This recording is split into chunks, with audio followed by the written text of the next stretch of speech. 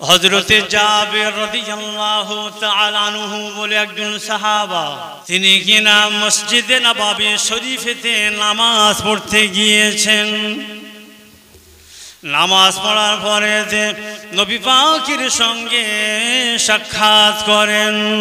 সাক্ষাৎ করার পরে ও বাবাজি, রোজাদার যখন রোজা রাখে ওই খালি পেটে থাকার জন্য ক্ষুধার জ্বালা পিপাসার জ্বালার আপনার মুখেতে প্রকাশ পায়, হ্যাঁ কিনা বলুন। নবী পাকের সঙ্গে সাক্ষাৎ করার পরে হযরত জাবের রাদিয়াল্লাহু তাআলা আনহু বুঝতে পারলেন নিশ্চয়ই আমার নবী মায়ার নবী ক্ষুধার্ত আছেন, না জানি কদিন খাওয়া দাওয়া তার হয়নি। এই না বলে করে কষ্ট সহ্য করতে না পেরে, বেদনা সহ্য করতে না পেরে, দুঃখ সহ্য করতে না পেরে আমার নবীকে দাওয়াত করে দেন, ইয়া রাসূলুল্লাহ, ইয়া হাবিবাল্লাহ, আমি আপনার নগণ্য সাহাবা, আমি জাবের, আমার বাড়িতে আপনাকে দাওয়াত করলাম। আস্তে করে বলেন সুবহানাল্লাহ। নবীকে দাওয়াত করছেন সাহাবা, এটা খুশির খবর না? আজকাল মেহমানদারি আর করে না মানুষ, দেখবেন ফুরফুরা শরীফ থেকেও যদি পীর সাহেবও আসেন বাড়িতে কেউ জায়গা দেয় না। কারখানায়, ক্লাবে, বৈঠকখানায় মানে কপালে ঝাঁটা লেগেছে, সেই জন্য এইগুলো হচ্ছে। وقال النبي صلى الله تعالى عليه وسلم من كان يؤمن بالله واليوم الآخر فليكرم ضيفه। আল্লাহকে যারা বিশ্বাস করে, কিয়ামতকে যারা বিশ্বাস করে, তারা যেন মেহমানের সঙ্গে ভালো ব্যবহার করে। একবার জোরে বলেন সুবহানাল্লাহ। সাতটা কারণে বাড়িতে বরকত হয়, আর সাতটা কারণে বরকতের জায়গায় হরকত হয়। যে সাতটা কারণে বাড়িতে বরকত হয় তার মধ্যে অন্যতম হলো মেহমানের সঙ্গে ভালো ব্যবহার করা। জোরে বলেন সুবহানাল্লাহ। এই পর্বটা ওই পর্ব নয়, সেজন্য অধিকার গেলাম না। জাবের রাদিয়াল্লাহু তাআলা আনহু দাওয়াত করে দিয়ে বাড়িতে চলে গিয়েছেন, গিয়ে স্ত্রীর সঙ্গে পরামর্শ করছেন। আমরা অবশ্য স্ত্রীদের সঙ্গে পরামর্শ করিনি, সালাম পর্যন্ত করিনি, তাই তো বলে স্বামীরা আবার স্ত্রীদের সালাম করলে তো মান সম্মান যায়, শরীয়ত তাই বলেছে। এই শরীয়ত কি বলে? বেটা ছেলে মেয়ে ছেলেকে সালাম করতে পারবে? একটা সম্মান বলে ব্যাপার রয়েছে। সম্মানের গোষ্ঠী সৃষ্টি করে হযরত আয়েশা সিদ্দিকা রাদিয়াল্লাহু তাআলা আনহা হতে বর্ণিত হাদিস, তিনি বর্ণনা করে বলেন যে আমি আয়েশা বারবার শতবার চেষ্টা করেছি আমার নবীকে আগে সালাম দেওয়ার জন্য, কিন্তু না না না, আমি আয়েশা কোনোদিন নবীকে আগে সালাম দিতে পারিনি, বরং নবী আমাকে প্রত্যেকবার আগে সালাম করেন। জোরে বলেন কি গো, তাহলে সালাম করা যাবে, তাই না? করা যাবে না করতে হবে? কোনটা করতে হবে? আমার নবীর থেকে বড় হয়ে গেলাম? আল্লাহ আমল করার তৌফিক দান, বলুন আল্লাহুম্মা আমিন। জাবের রাদিয়াল্লাহু তাআলা আনহু বাড়িতে যাওয়ার পরে স্ত্রীর সঙ্গে আলাপ আলোচনা করেন। ও স্ত্রী, একটা সুসংবাদ শোনো, একটা আনন্দের সংবাদ তোমাকে শোনাই। স্ত্রী শোনার পরে বলেন, হ্যাঁ হ্যাঁ বলুন, কি আনন্দের সংবাদ, কি এমন সুসংবাদ? হযরত জাবের রাদিয়াল্লাহু তাআলা আনহু বলেন, আমি কিনা আজকের বিশ্ব নবীকে দুপুর বেলাতে দাওয়াত করে এসেছি। স্ত্রী শুনে বললেন আলহামদুলিল্লাহ। কি বললেন? আলহামদুলিল্লাহ। আমাদের ঘরের খাদ্যমন্ত্রী হলে কি বলতো, তুমি দাওয়াত দিয়েছো, তুমি সামলাও গে, হাঁড়ির খবর জানো না, কোথায় কি আছে না আছে আমিও পারবো না, আমি বাপের বাড়ি চললুম। হ্যাঁ কিনা বলুন? এরা তো পাগলি, আমাদের স্ত্রীরা এরা হচ্ছে পাগলি আর আমার হচ্ছে পাগল, সেই জন্য এমন কথা। কিন্তু জাবের রাদিয়াল্লাহু তাআলা আনহু আমার নবী পাকের নূরে নূরান্বিত, তার স্ত্রীও সেই জাবেরের ঘরের স্ত্রী, তিনি সতী সাধী এবং চরিত্রবান আদর্শবান, নবী পাকের আদর্শে তারাও আদর্শিত। আলহামদুলিল্লাহ বললেন। আচ্ছা, স্ত্রী বাড়িতে কি কি আছে? যখন জিজ্ঞাসা করলেন বললেন বাড়িতে আটা আছে। আটা নাই, রুটি হয়ে গেল। তারপরে বললেন বাড়িতে ছাগল আছে, ছাগলটা আপনি জবাই করে দিয়ে বাজারে চলে যান, আমি রুটি তৈরি করি। রুটি করতে করতে রুটি হয়ে গেলে ছাগল আমি ভুনা করব, রান্না করব, অতঃপর নবী আসবেন। জাবের রাদিয়াল্লাহু তাআলা আনহুর দুটো ছেলে ছিল, একজনের নাম আব্দুল্লাহ, একজনের নাম ছিল আব্দুর রহমান। তো যখন ছাগল জবাই করছিলেন, হালাল করছিলেন, ছোট ছেলেটা বাড়িতে ছিল না, একটু দূরে ছিল, খেলাধুলা করছিল। এখন ছাগল যখন জবাই করে দিল আব্বু, বড় ছেলেটা দেখে, অথবা রক্ত রক্ত চামড়া টামড়া সব আছে, গোস্ত ফোস্ত সব ছাড়ানো হয়েছে। ছোট ছেলে যখন বাড়িতে আসলো, আসার পরে ওর কৌতূহল জাগলো, এটা কি কে হলো, কে করলো, ভাইজান কে করলো? বলছে আব্বা হালাল করে দিয়েছে। তুমি দেখেছো? আমি দেখেছি, আমি তো ছিলাম না, কিভাবে হালাল করলো? আমাকে একটু দেখাও না ভাইজান, আমাকে একটু দেখাও না। ওই 1.5-2 বছরের ছোট বড়। যখন কিনা এই কথা বললেন বড় ভাই, ছোট ভাই তার জ্ঞান তো খুব বেশি হয় নাই। ছোট ভাইয়ের আবদারকে মেটানোর জন্য ছোট ভাই জবাই করা হালাল করাটা দেখার জন্য যখন আবদার করেছেন, বড় ভাই ওই আব্বাজানের যে তলোয়ার দিয়ে ছাগল জবাই করেছিলেন, ওই তলোয়ার দিয়ে কিনা ছোট ভাইকে বলে তুমি শুয়ে পড়ো। এমন করে যখন শুয়ে পড়লো, ওই ছুরিটা বড় ভাই ছোট ভাইয়ের গলায় চালিয়ে দেয়। ইন্না লিল্লাহি ওয়া ইন্না ইলাইহি রাজিউন।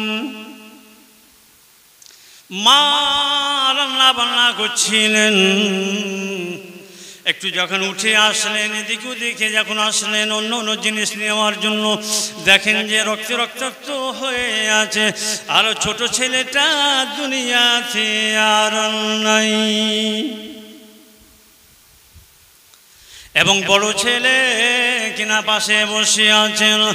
মা নারী ছেড়া সন্তানের অবস্থা থেকে সহ্য করতে না পেরে বড় ছেলের পিছনে ধাবিত হয়ে যান, মারার জন্য, ধরার জন্য, মারপিট করার জন্য। যখন তাড়া দিয়েছেন ধরার জন্য, ওই বড় ছেলেটা দৌড়াদৌড়ি করে পালাতে গিয়ে ছাদের উপরে উঠে পড়েন। মায়ের হাত থেকে বাঁচার জন্য, মায়ের হাত থেকে শাস্তি থেকে বাঁচার জন্য ওই ছাদ থেকে নিচে লাফ দিয়ে দিল। অতঃপর বড় ছেলেটা ও মারা যায়। ইন্না লিল্লাহি ওয়া ইন্না ইলাইহি রাজিউন। হযরত জাবির রাদিয়াল্লাহু তাআলা আনহুর বাড়িতে যেন কিয়ামত ঘটে গেল। মাত্র দুটি সন্তান দুটি কারণে ইন্তেকাল হয়ে গেল। স্ত্রী তিনি জানেন এই খবর যদি কিনা নবী পাকের দরবারে পৌঁছে যায়, নবী আসবেন না এবং সাহাবা কিরামও আসবেন না, তাই তিনি কিনা খবরটা গোপন করলেন। একটা গোপন কক্ষে নিজের সোনামানিকদেরকে রেখে দিয়ে চাদর চাপা দিয়ে রক্তগুলো সব মুছে পরিষ্কার করে দেয়। ওদিকে জাবের রাদিয়াল্লাহু তাআলা আনহু বাজার থেকে বাড়িতে চলে আসেন। আসার পরে স্ত্রীকে জিজ্ঞাসা করেন, ওহে ওহে স্ত্রী রান্না বান্নার খবর কত দূর? স্ত্রী বলেন কিনা রুটি সব তৈরি হয়ে গিয়েছে, গোস্তটা কিছু বাকি আছে। আপনি বাড়ির থেকে মসজিদে নববী শরীফেতে যাবেন, সেখানে নামাজ আদায় করবেন, পুনরায় ফিরে আসবেন। এই সময়ের মধ্যে রান্না বান্নার কাজ কমপ্লিট হয়ে যাবে। হযরত জাবের রাদিয়াল্লাহু তাআলা আনহু কিনা মসজিদে নববী শরীফের দিকে রওনা হয়ে গেলেন। সেখানে যাওয়ার পরে নামাজ আদায় করলেন। অতঃপর নবী পাক সাল্লাল্লাহু তাআলা আলাইহি ওয়াসাল্লামকে সঙ্গে করে নিয়ে আসছেন। কিন্তু নবী যখন আসছেন, নবী কিন্তু একা আসছেন না, বড় নবী পাকের পিছনে সাহাবা কেরামদের লাইন ভিড় লেগে গেছে। জোরে বলি সুবহানাল্লাহ। ও জাবের চিন্তা করো না, আমার আল্লাহ যথেষ্ট। আলাইসাল্লাহু বিকাফিন আবদা, আল্লাহ বান্দার জন্য কি যথেষ্ট নয়? ও জাবের চিন্তা করো না, চিন্তা করার কোনো কারণ নাই, আমার আল্লাহ যথেষ্ট। আল্লাহ বরকত দিয়ে দেবেন। সাহাবা কেরাম পৌঁছালেন, নবী আমার রাসূল আমার পৌঁছে যান। দস্তরখান পিছিয়ে দেওয়া হয়েছে, রুটি রাখা হলো, গোশত দেওয়া হলো, পানি দেওয়া হলো। ইয়া রাসূলুল্লাহ, সমস্ত সাহাবা কেরাম অপেক্ষায় আছেন, আপনি আরম্ভ করলে সবাই আরম্ভ করবে। হে জাবের, তোমার সেই সোনামানিক দুটো কই? তাদেরকে নিয়ে খাই, একসঙ্গে বসে খাই। এতক্ষণ জাবের রাদিয়াল্লাহু তাআলা আনহুর খেয়াল ছিল না, খুবই ব্যস্ততার মধ্যে ছিলেন। মেহমান আসবেন, যাতে করে কোনো ত্রুটি না হয়, সমস্ত রকম ব্যবস্থাপনা করছিলেন। নবী পাককে বলে দেওয়ার পরে খেয়াল হলো, তাই তো বাচ্চা দুটো কোথায় গেল? আন্দার মহলে গেলেন, স্ত্রী গো, আমাদের সোনামানিক দুটো কই? স্ত্রী বুকটা পাষাণ করেছেন। নারী ছেড়া সন্তানের ক্ষেত্রেও কেন? নবী অসন্তুষ্ট হয়ে চলে যাবেন, খাবেন না, তাই স্ত্রী ভুলিয়ে দিতে চাইলেন। তারা হয়তো দূরে গিয়েছে, অনেক দূরে গিয়েছে, খেলাধুলা করতে করতে অনেক দূরে হয়তো চলে গিয়েছে। আপনি যান, নবীকে খেতে বলুন, সাহাবা কেরামগণ সবাই খাওয়া আরম্ভ করুন, বেলা অনেক হয়ে গিয়েছে। নবীকে যখন বলা হলো, নবী আমার রাসূল আমার বললেন, না, আমি নবী, আমি রাসূল বলেছি, মাল্লাম ইয়ারহাম সাগীরানা ওয়া ইউক্কির কাবীরানা ফালাইসা মিন্না। যারা বড়দেরকে খোঁজ খবর নেয় না, বড়দেরকে সম্মান ইজ্জত করে না, ছোটদেরকে স্নেহ মমতা করে না, ছোটদের সঙ্গে ভালো ব্যবহার করে না, খোঁজ খবর নেয় না, তারা আমার দলভুক্ত নয়। ও যাবে, যতক্ষণ না তোমার সোনামানিক দুটো আসবে, আমি নবী খাদ্য গ্রহণ করব না।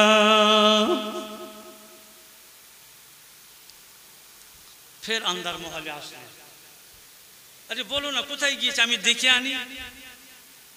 নবী বসে আছেন, সাহাবা কেরাম বসে আছেন, খাদ্য খাবেন না? আমাদের সোনামানিকদের না নিয়ে নবী খাদ্য খাবেন না।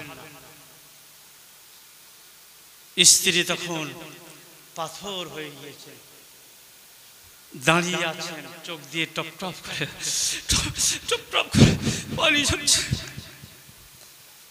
স্বামী জিজ্ঞাসা করেন, হলোটা কি, কি অঘটন ঘটেছে, বলবে না, বলো। ইশারা ইঙ্গিত করে বললেন, ওই কামরার দিকে গিয়ে দেখুন। গিয়ে চাদরটা আলগা করে দেখেন, দুটো সোনামানিক দুনিয়াতে তারা আর নাই, তারা ইন্তেকাল করেছেন, মারা গেছে। ওই সময় জাবের রাদিয়াল্লাহু তাআলা আনহুর পা দুটো যেন পাথর হয়ে গিয়েছে। এক ঘর থেকে নবী পাক যে ঘরে অবস্থান করছেন সেই ঘরে যাবেন, এতটুকু ক্ষমতা নাই। তাই নবী আমার রাসূল আমার ডাক দিলেন, হে জাবের, এত দেরি কেন হয়? জাবের রাদিয়াল্লাহু তাআলা আনহু পা নড়ে না, পা সরে না, সেই অবস্থায় দুই চোখে পানি, নবী পাকের সামনে গিয়ে হাজির হয়ে যান। নবী আমার রাসূল আমার জিজ্ঞাসা করেন, হে জাবের, আমাকে দাওয়াত করার কারণে, আমাকে নিমন্ত্রণ করার কারণে তুমি তো বড় খুশি হয়েছিলে, তবে তোমার চোখে কেন পানি? ওই সময় হযরত জাবের রাদিয়াল্লাহু তাআলা আনহু আমার নবী পাককে সব কথাগুলো বলে দেন। ওই সময় নবী আমার রাসূল আমার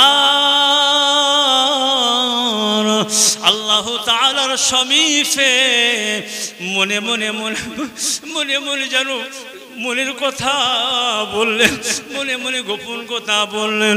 বলার পরে ততপর বললেন, ও ছোট ভাই আব্দুল্লাহ, ও ছোট ভাই আব্দুল্লাহ, আমি তোমাদের বাড়ির মেহমান। নবী আমি মেহমান, আমার সঙ্গে অনেক সাহাবা কিরাম তারাও মেহমান। ও ছোট ভাই আব্দুল্লাহ, তুমি যতক্ষণ না আসবে আমি নবী খাদ্য খাবো না, আর আমার সাহাবা কিরামও খাদ্য খাবে না। তাড়াতাড়ি চলে এসো ছোট ভাই আব্দুল্লাহ, আমার সঙ্গে খাদ্য খাওয়ার জন্য চলে এসো। জোরে বলে সুবহানাল্লাহ। নবী পাকের কথা মুবারক বলা মাত্র আর দেরি হলো না, ছোট ভাই আব্দুল্লাহ আমার নবী পাক যে ঘরে অবস্থান করছিলেন সেখানে গিয়ে দাঁড়িয়ে যান। জোরে বলে সুবহানাল্লাহ। অতঃপর নবী আমার রাসূল আমার ফের কিনা বড় ভাই জানকে আর ডাক দিয়ে বলেন, ও বড় ভাই আব্দুর রহমান, ও আব্দুর রহমান রে, তোমার বাড়ি, তোমাদের বাড়ির মেহমান আমি নবী, আমার সঙ্গের সাহাবারাও তোমাদের বাড়ির মেহমান। আর রাগ করে শুয়ে থেকো না, আর অভিমান করো না, আমি নবী তোমাকে ডাকি, উঠে এসে চলে এসো, আমার সঙ্গে থেকে খাদ্য গ্রহণ করো। আমার নবী পাকের মুখ মুবারক থেকে কথাটা বাহির হলো মাত্রই আব্দুর রহমান জীবিত হয়ে এসে আমার নবী পাককে সালাম করে দাঁড়িয়ে যান। জোরে বলি সুবহানাল্লাহ। ও বাবাজি, ও সোনা মানিকের দলেরা, ও আমার সোনার মা বোন, আমরা নবী পেয়েছি, বড় মাপের নবী পেয়েছি, এমন নবী কেউ হয়নি আর হবে না। আল্লাহুম্মা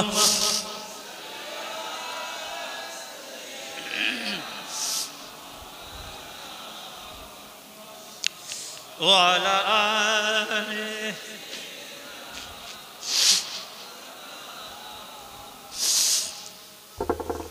আমার প্রাণ যেতে চায়, আমাদের প্রাণ যেতে চায়, যেথায় আমার দিনের নবী, যেথায় আমার দয়ার নবী শুয়ে মদিনায়। মা আমিনার নয়নের মনি লৌহে আমাদের সালাম তুমি, আর জীবনে হলো না দেখো কি হবে উপায়। আল্লাহুম্মা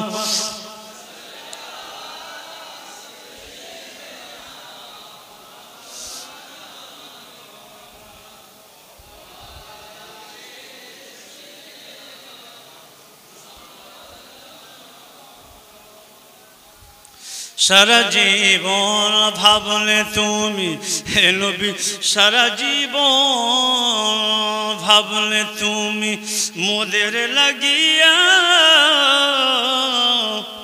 আর হেরা গুহায় কাঁদলে কত একলা জাগিয়া।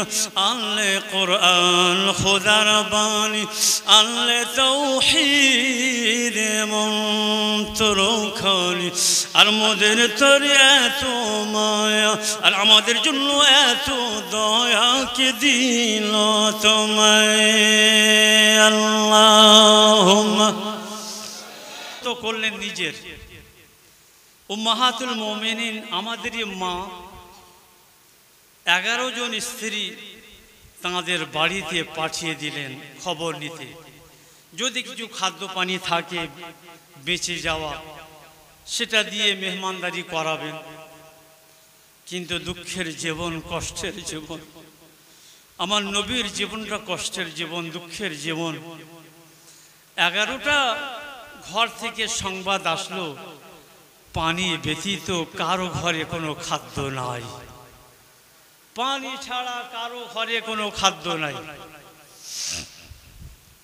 তাই নবী আমার, রসুল আমার আমভাবে সাধারণভাবে ঘোষণা দিলেন, কে এমন আছো গো, আমি নবী আমার মেহমানের মেহমানদারি করাবে, আমার মান সম্মান ইজ্জত আবরুকে হেফাজত করবে। একজন গরিব তবকার মানুষ দাঁড়িয়ে গেলেন। গরিবদের অন্তরটা ছোট হয় না? এই গরিবদের অন্তরটা কি হয়? আবার বলছে না, বড় লোকরা আবার মাথায় মাথায় রয়েছে তো, ওই জন্য বলছে না।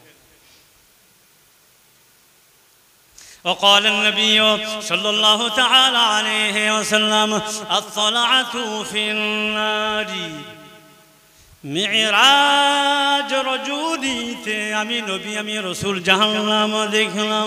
জাহান্নামের অধিকাংশ জাহান্নামী সবাই হলো নারী, সবাই নারী, মহিলা, ওই মায়েরা, বোনেরা, বৌমারা, এরা। আপনাদের মনে মনে হচ্ছে যাক বাঁচা গেল, ঝোটটা ওদিক দিয়ে পার হয়ে গেল, এটা মনে হচ্ছে? হ্যাঁ, কিতাবুল কাবায়ের বলে একটি বই আছে, ইমাম আয-যাহাবী রাহমাতুল্লাহ আলাইহি লিখেছেন। ওখানে একটি হাদিস পাওয়া এনেছেন যে একজন মহিলা যখন জাহান্নামে যাবে, 4 জন করে বেটা ছেলে টেনে নিয়ে যাবে, তার আগে যাবে না। যা, এইবার মাইনাস হয়ে গেল, কি সর্বনাশ! মা বোনরা বাইরে রয়েছে তো, আমাদের একে মশা কামড়াচ্ছে, আবার আমাদের সব জাহান্নামি করে দিচ্ছে। না, এটা তো আমি করছি না, নবী পাকের কথা।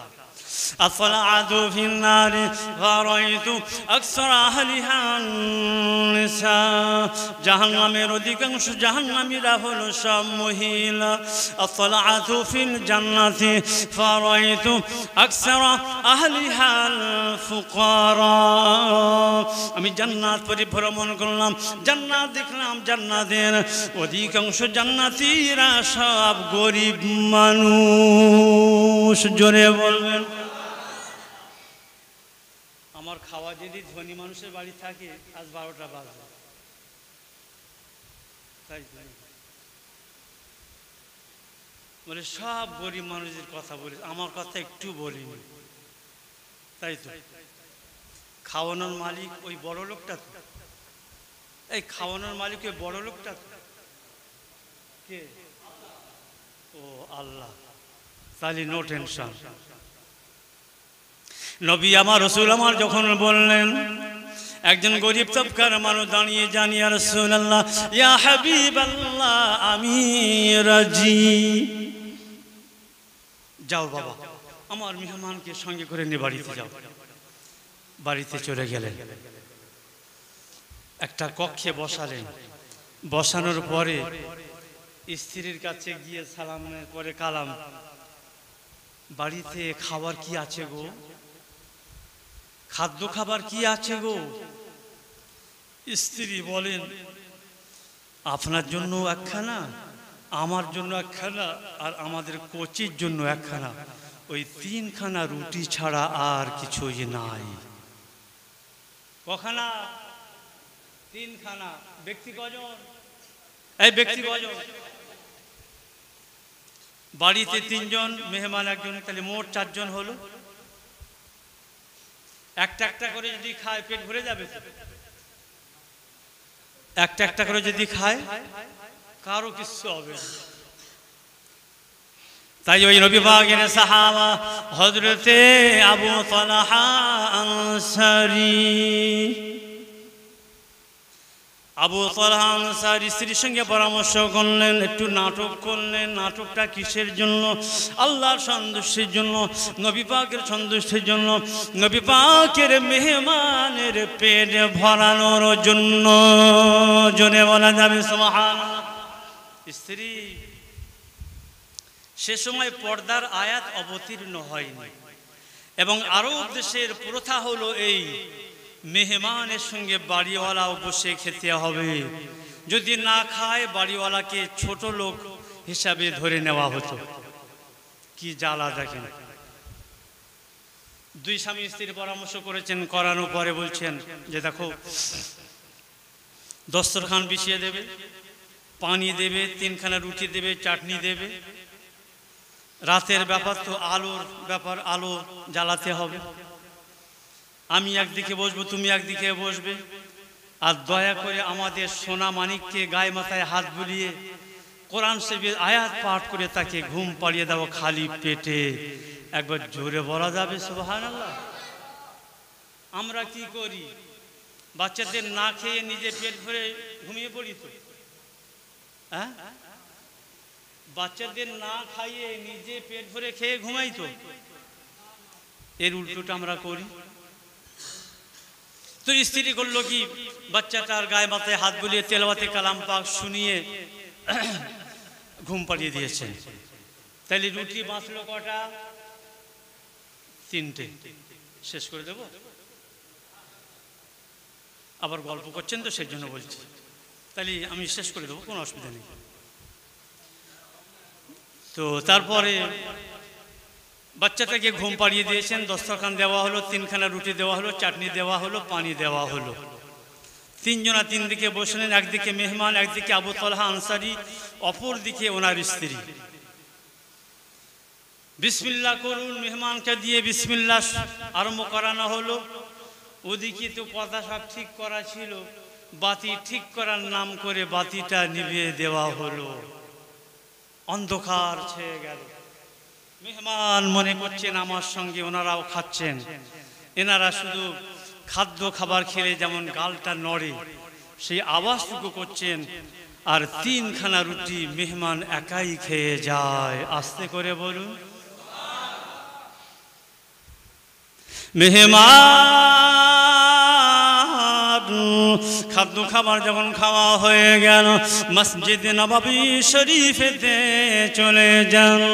রাত্রির অবস্থান করেন। ফজরের সময় হলো। হযরতে আবু তালহা আনসারী জমাতে নাই, জমাতে অ্যাটেন্ড করতে পারেন। মেহমানের সঙ্গে মেহমানদারি করতে গিয়ে একটু রাত হয়ে গিয়েছে। তাই নবী আমার, রাসূল আমার, অন্য সাহাবা কেরামের মাধ্যম দিয়ে আবু তালহা আনসারীকে ডেকে পাঠান। আবু তালহা আনসারী যখন নবী পাকের পক্ষ থেকে খোঁজ হলো, তিনি কিনা ভয়ে থরথর করে কাঁপছেন, ঠকঠক করে কাঁপেন আর মনে মনে বলেন, হায় রে হায়, নবীর মেহমানের সঙ্গে হয়তো আমি সদ্ব্যবহার করতে পারিনি, নবী পাকের মেহমানকে হয়তো পেট ভরে খাওয়াতে পারিনি, তাই অভিযোগ দায়ের করেছেন। তাই নবী আমাকে ডেকে পাঠিয়েছেন। তাই ভয়ে ভয়ে ভীত সন্ত্রস্ত হয়ে যাচ্ছেন, আর চোখ দিয়ে পানি পড়ছে। নবী পাকের দরবারে পৌঁছানোর পরে আসসালাতু আসসালামু আলাইকা ইয়া রাসূলুল্লাহ, নবী আমার, রাসূল আমার সালামে জবাব দেওয়ার পরে বলে, ও আবু তালহা আনসারী, তোমার মুখে তো হাসি থাকার কথা, বরং তোমার চোখে কেন পানি? ইয়া রাসূলুল্লাহ, আপনার মেহমানের সঙ্গে আমি খুব ভালো ব্যবহার করতে পারিনি, সেই জন্য হয়তো অভিযোগ করেছি, আপনি ডাক দিয়েছেন। নবী বলেন না না না ও আবু তালহা আনসারী, আমি রাগ করিনি, বরং গত রাত্রিতে বেগুনা মাসুম ছোট্ট বাচ্চাকে না খাইয়ে খালি পেটে শুয়ে দিয়ে ঘুম পাড়িয়ে দিয়ে তোমরা আমার মেহমানের সঙ্গে যে নাটক করেছো আমার আল্লাহ সব দেখেছে। জোরে বলেন সুবহানাল্লাহ। আল্লাহ সন্তুষ্ট হয়েছেন, আমি নবী সন্তুষ্ট হয়েছি, আল্লাহ রাজি হয়েছেন, আমি নবী রাজি হয়েছি। তাই সাত তবক আকাশ ভেদ করে তোমারই জন্য তোমারই কারণে পবিত্র কুরআন মাজিদের আয়াত অবতীর্ণ হয়েছে। জোরে বলি সুবহানাল্লাহ। ওমান ইউকা শুহা নাফসিহি ফাউলাইকা হুমুল মুফলিহুন। যারা কিনা নিজের নফসকে মেরে নিজের নফসকে কষ্ট দিয়ে নিজের কষ্টকে কষ্ট না মনে করে অপরের কষ্টকে যারা মূল্যায়ন করে তারাই সফলতা অর্জন করবে। জোরে বলি সুবহানাল্লাহ। আল্লাহুম্মা